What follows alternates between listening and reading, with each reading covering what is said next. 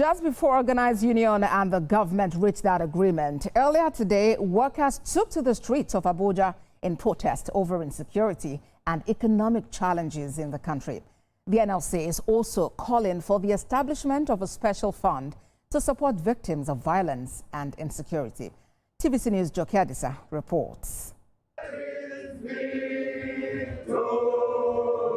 Nigerian workers gathered at the NLC headquarters in Abuja to demand urgent action against increasing insecurity and economic hardships.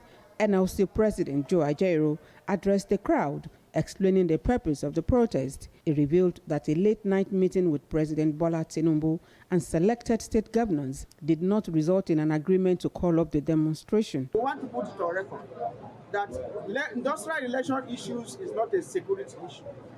So anytime we have an action, it will be wrong to send the heads of security institutions to negotiate with us.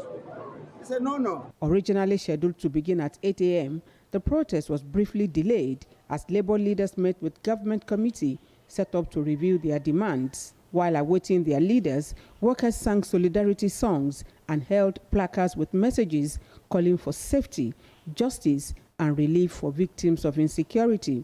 As impatience grew, NLC leaders mobilized workers for a symbolic march covering about 3 kilometers from the NLC headquarters. Motorcycle riders, popularly known as Okada, led the procession. Security personnel, including the police, ensured order during the protest. We had hoped that our leaders would join us, but they also felt that it was going to be a meeting that was going to be brief. As we speak, they are still at that meeting.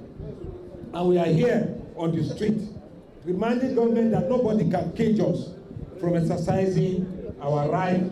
Beyond insecurity, the NLC is demanding electoral reforms to strengthen the independence of Nigeria's electoral umpire, ensure swift punishment for electoral offenders, and reduce militarization in the country's elections.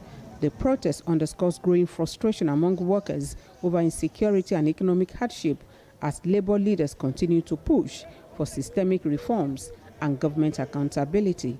The march was brief, but workers say their message has been passed, and the expectation is that the government will attend to their long list of demands, including the enforcement of Section 2 of the 1999 Constitution, which mandates government to see security and welfare of the people as its primary assignment.